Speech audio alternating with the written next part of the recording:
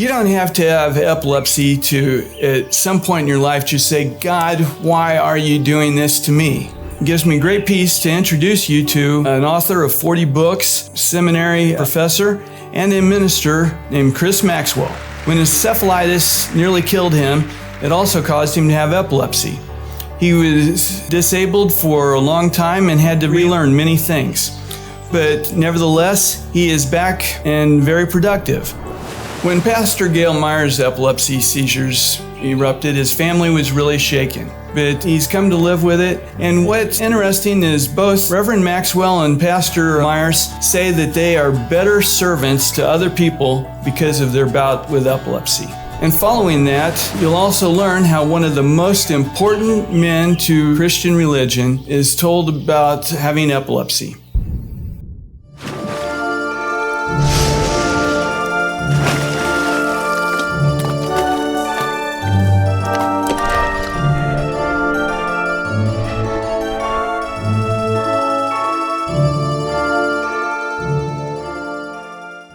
Epilepsy is an invisible disability.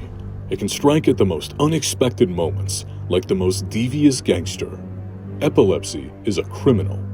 The epilepsy gangster steals money from people.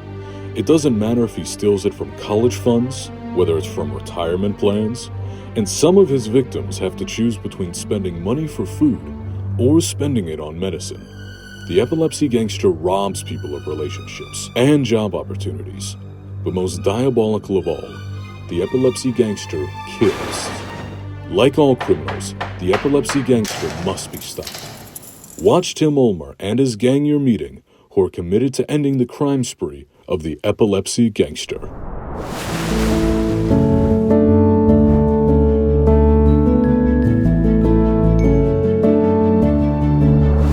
Ladies and gentlemen, there's not a single person with epilepsy that at some point they don't wonder, why is this happening to me? Or if there's a loving God, why is he doing this to me? I've felt it myself. With me tonight is Reverend Chris Maxwell. Now, Chris has been with a professor at Emmanuel College. And on top of that, he is a reverend of a church in Florida for 19 years. And he's an author of 11 books and ghostwriter for others. Chris, welcome to Epilepsy Gangster. Well, thank you. It's an honor to be a part of this conversation with you and to be an epilepsy gangster. I just appreciate the opportunity. Thank you. Please tell us how your epilepsy originated. My wife, Debbie, and I were watching our 3 sons grow up. I was pastoring a church in Orlando, Florida. Always been healthy, had a high fever, took me to the doctor. They did not know what was going on. But eventually, because I was like passing out, falling to the floor, Debbie took me to the emergency room and they began running tests on me and they did not think I would live. I mean, that quickly from healthy, everything is going great, Chris, to is Chris going to make it? I was always the one helping others and now I was the one in need of help. They began running tests on me and they were able to determine that I had encephalitis, and I continued fighting through it. Many people were praying and the doctors were working so hard. When they saw that I was going to live, they did not think I would ever be able to speak again, write again, communicate. Those things that I did, that I loved to do and was able to do, they didn't know if I'd ever be able to do those again. One of the long-term effects is now living with epilepsy because of the scar tissue in my brain. Eventually, when I was released from the hospital, having to learn again, learn to live again, learn to communicate again. I could not remember the names of our 3 sons, Taylor, Aaron, Graham, Tag. I mean, everything had to be a game. In one of the interviews where they were interviewing my wife, Debbie, and I together, in her part of the interview, she called me her second husband because I'm so different. I'm the same man, but I'm a very different man. Same name, very different personality. And that was tough. I mean, me, you know what it's like. I mean, you do feel like you're battling this gangster. What are we going to do? How will we survive? How will I adapt? Were there moments when you felt betrayed by the God that you've been professing for years in your career? I appreciate that question. Some people are afraid to ask those kind of questions, but as I was in the hospital when they thought I might be dying, I was journaling. I was writing with pencil and paper. I couldn't spell. It's difficult to read and determine what I write. But it was like the Psalms in the Bible, just very blunt, honest confessions and questions to God. People feel like if there really is a God, He doesn't want us to ask Him these questions. I'm like, why not? He knows what we're thinking anyway. And it's better to release our worries and our questions and our fear, our doubt, our uncertainty, to release it in a healthy way instead of holding it in. Think of the most popular Psalm, Psalm 22. Jesus learned that as a kid, and he quoted it in a difficult time. My God, why have you forsaken me? I felt that way. Many of us in our struggles, we feel that way. We feel forsaken, forgotten, left alone in the middle of our uncertainty and our struggles. But as I was confessing that and releasing that, I had the sense that my Creator was there, and He could help guide me through the process of rewiring the brain in a healthy way, calming the system down so it wouldn't overreact to the emotions and the uncertainties of life. How has this changed your ministry? More of the way that I changed, instead of the one with all of the information and able to answer every question, I became a better listener and understand the hurts of others better. And even if I could not understand them well, I wanted to be that epilepsy gangster approach where I'm going to not live alone. I'm going to be with other people in my life, but I want to be that person who's there for others also. And if all I can do is listening something I have to do, I have to pay strong attention to everything said to me. I have to focus. And isn't that good though? Instead of us being those people that are doing so many things at one time, I can only do one thing at a time. And that can be good for those that sit right here in my office. They come in here and they open up and tell me their stories, and I listen, I love, and they know that I care for them. Be quick to hear, slow to speak, slow to become angry.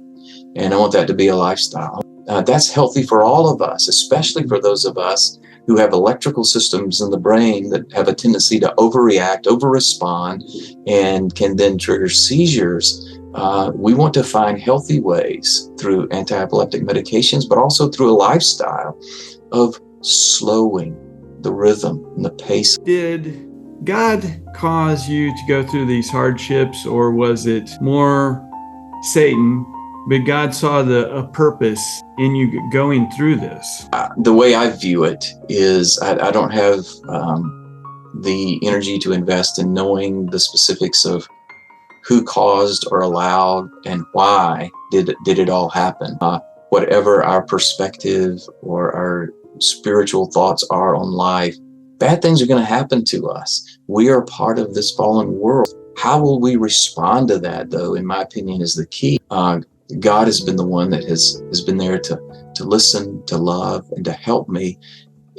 Are my scars gone? No, they're there. Am I still on medication? Yes. Is it expensive? Yes. Do I still have personal struggles? I have many of them. And so my beliefs, I don't believe in a God that's out to destroy me. I believe in a God that loves and holds and cares and heals. And He's just so kind and bringing me hope in the middle of the uncertainty. What's something that made you feel alone? Thinking about so many different MRIs I've had done and many tests and procedures, but one of the stories I wrote came from a poem that I wrote right after I had an MRI, and they were looking to see if there was any more damage in the brain, comparing it to the scar tissue from the previous MRI. It was like I felt so alone.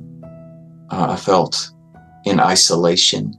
Was anybody there? Would I ever come out of this cave? It felt like I was in a cave. But in the middle of that, as we're listening to the sound and the rhythm and the pace of that noise, and knowing that they're investigating the electrical system of my brain and what is it going to look like. All of a sudden, it went from this, oh no, I'm trapped here, to it's okay here. Because whatever results we see, I'm going to choose to respond the right way to those. I realized I'm not in control, but that's okay. My latest book is called Equilibrium. And my first 2 chapters is kind of describe the way I approach this. I think it's a good way to answer your question. Chapter 1 is believe in the big. I believe I'm going to be able to do things that the doctors never said I would be able to do. Chapter 2 is be faithful in the little. Complete the sentence, read the book, finish the assignment. Be faithful in the little things as we still pursue big dreams that we have and that we want to accomplish. And be faithful in those little things because they're actually big things, working the neurological system so we can remember better and prepare for more things in the future. You have certainly given me and our viewers plenty to think about. As a closing, despite all the things wonderful things you've given us to think about, is there one more thing that you'd like to add to people with epilepsy? Well, remember that title of my book, Equilibrium. Let's balance everything out. Let's know our weaknesses, but find the equilibrium. Let's also know our strengths. Let's be a part of this community of all of those who together are battling and going to fight the whole gangster world. But let's also balance it out by selecting times to be alone. Work on our brains. Let's encourage ourselves. Take that deep breath, relax. Let's drink enough water. Let's go outside. Let's see the beauty around us. Some of us need to put on sunglasses a lot and wear those because we may be sensitive to lighting. Know what our weaknesses are. Adapt and adjust. And let's not be afraid to talk about it. Let's tell our story. Let's not be controlled by it. One of the songs that really has encouraged me in living my life with epilepsy, Carolyn Aarons wrote a song called Seize the Day. And since we talk about seizures and some of the results, this chorus really encourages me, and I hope it will encourage others. Seize the day. Seize whatever you can, because life slips away just like hourglass sand. Seize the day and pray for grace for God's hand. Then nothing will stand in your way. Seize the day. Very beautiful, Chris. Thank you. I certainly wish you the best of blessings, and I know all of our viewers are going to be fascinated by your advice. Well, I hope so. And thank you very much. Thank you for doing this. I appreciate it.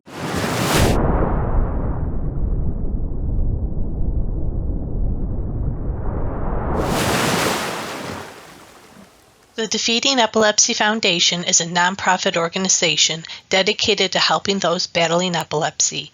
We provide advocacy and educational services to those battling epilepsy at a global level. For more information about our projects and services, please visit our website at www.defeatingepilepsy.org or email us at info@defeatingepilepsy.org. Please like us on social media and follow us so you can see how we are making a difference.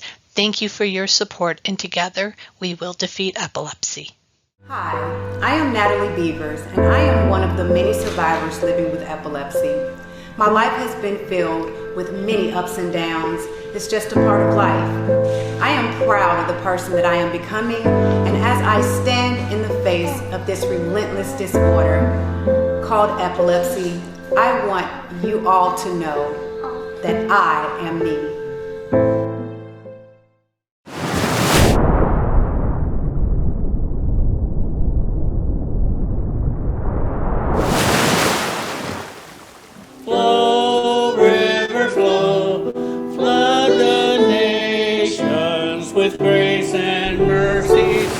Ladies and gentlemen, I am excited to introduce to you today a guy who goes all the way back to my childhood. This guy knows me from working on high school yearbook to being manager with the high school basketball team.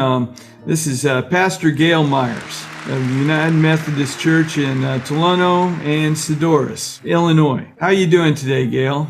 I'm doing wonderful, and thank you for having me on your program. Since you and I reestablished contact on Facebook, many people are familiar with the statistic that 1 in 26 people will have epilepsy at some point. And Gail and I went to a high school with just over 100 students, and neither one of us knew about the other person's epilepsy. We knew of one other guy, but we didn't know of each other, and we didn't know until recently of another young woman. So that's 4 people out of 100. So that's pretty much the typical deal. And growing up in the 1970s as we did, that's also probably part of the reason we just kept it quiet. It simply wasn't done, and there were no support groups at that day and age, especially in small farm town of Potomac, Illinois. The epilepsy was unknown to me other than in my infancy stage. They said that I had convulsions, which are related to seizures, but nothing ever really physically appeared through my development through elementary or high school.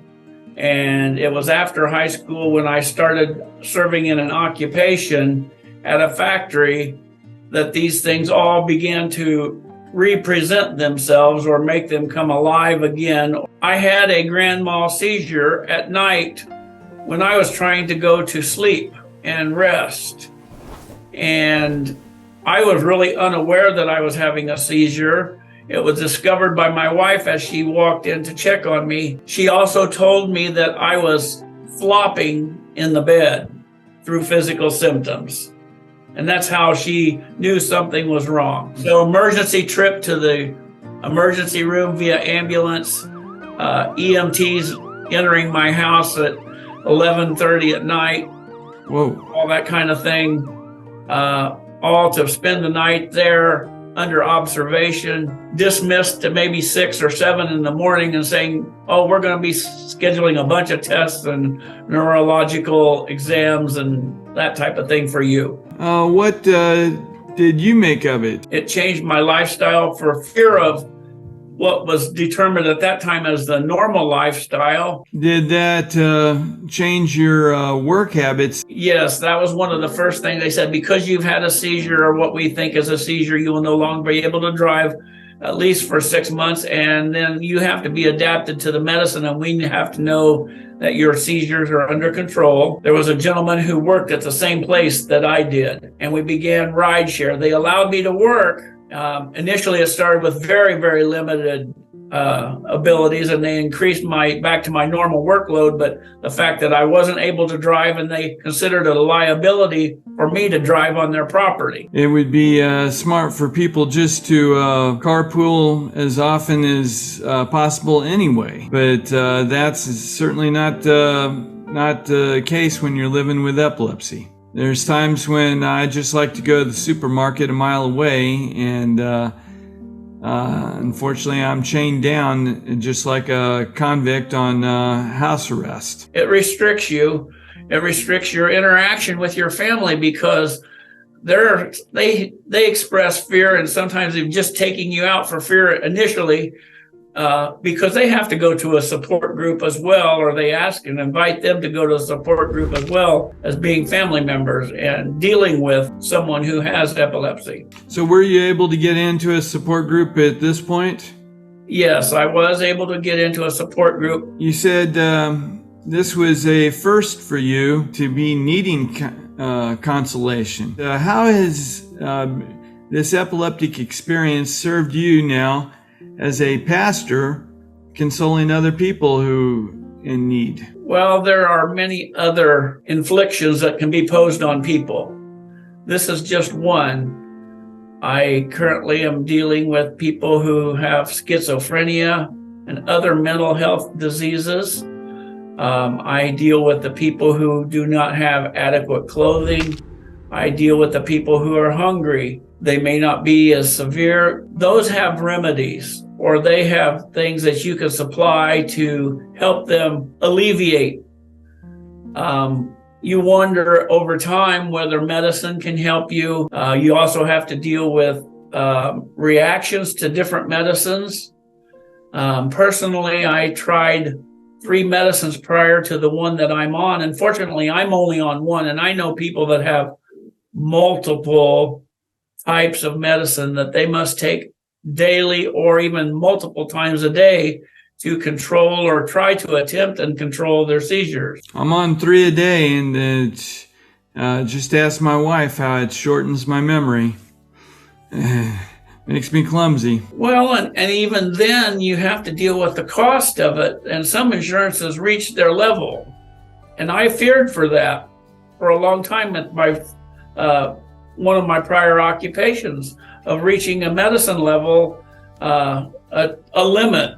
And of course, fortunately, the government has stepped in some ways and said, you must increase, you must cover those things. What kind of influence has epilepsy had on your perception of God? It was scary, but I also, like I said, I had grown up in the church. I had served the church in other leadership capacities before being called into the ministry itself. And so just having a savior to walk with me and walk alongside of helped escort me into greater heights of my own perception of Jesus Christ and allowing me to walk into leadership. I had different contacts, different pastors along the way, and each were holding my hand or guiding me.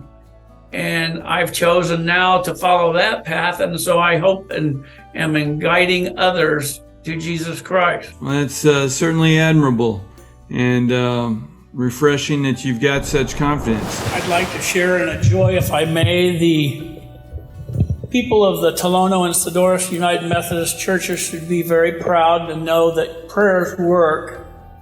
I seen pictures on the Facebook last night of my great niece, the one that's been suffering and been going back and forth to Memphis, and her medical team allowed her to attend her first homecoming dance as a freshman. And there was pictures with her and her family, and I'm sure they were a bit nervous, and that she got permission to go to experience such an event. The outlook is positive at this point, and they hope that she can return to in-school, in-person learning for the second semester of the year. And so your prayers are much appreciated, and they work. Hallelujah. What word of advice would you like to leave with people who are dealing with the epilepsy? Accept your scaredness,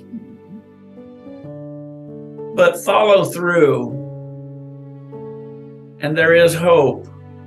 It's just like a pastor would preach a sermon every Sunday. He could use the word hope every Sunday. So I would say there is hope.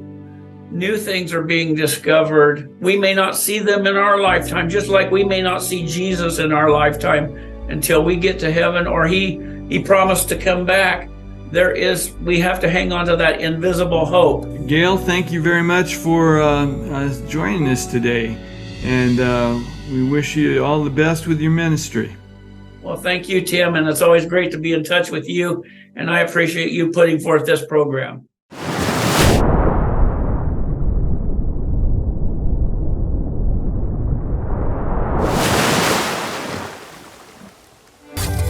Tim always knew the world was made of different people, the idea of serving others, and loving the United States. Epilepsy made that difficult his entire life, particularly in keeping him out of the Navy. After several failures, the chance came to teach English in communist China.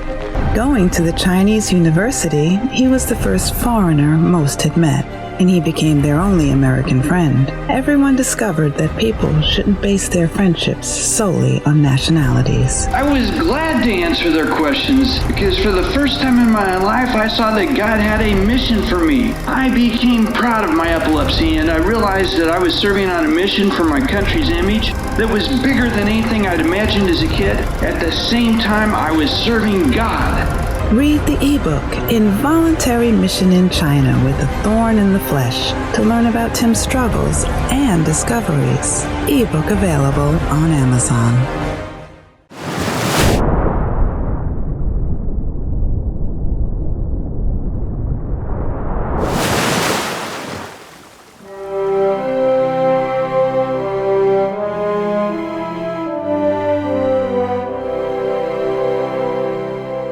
Nearly 2,000 years ago, this man's familiar manuscript tells that Satan had put a thorn in my flesh to keep him from being conceited, and many scholars believed he was talking about epilepsy. He continues, 3 times I've pleaded with the Lord to take it away from me, but he said to me, my grace is sufficient for you, for my power is made perfect in your weakness. Therefore, I will boast all the more gladly about my weaknesses, so that Christ's power may rest on me. This man certainly had plenty to boast about. He was born of a wealthy family in the city of Tarsus, which had one of the most prominent universities in the Mediterranean. His father was a Roman citizen, from whom he learned the craft of tent making. But he went on to study Jewish law and became a Pharisee, the group that orchestrated the crucifixion of Jesus. As Christianity was blossoming, this man was instrumental behind the stoning of the first Christian martyr, St. Stephen. He directed the torturing and genocide of many Christians until one day, on the road to Damascus, he was temporarily blinded by the light of Jesus, who asked him why he was killing his people. This man did an about-face. He traveled all over Asia Minor, even up to Spain. He survived a shipwreck on one of his journeys. He survived being stoned for proclaiming Christ as the Messiah. Eventually, he was sent to prison in Rome. While imprisoned, he wrote letters to the leaders of churches he'd started. Letters that are now a major portion of the Bible as we know it. His preachings and writings were the foundation that has been followed to making Christianity the most popular religion of mankind.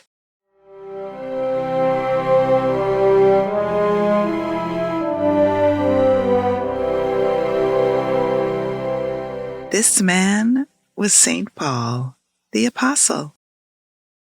For when I am weak, then I am strong. The Apostle Paul, 2 Corinthians 12:10. Oh, such a sight to behold. Epilepsy Gangster. You here to savor the sunrise too? Well, you should, because you never know which sunrise is going to be your last. For the rest of you, may you be seizure-free and may God bless you.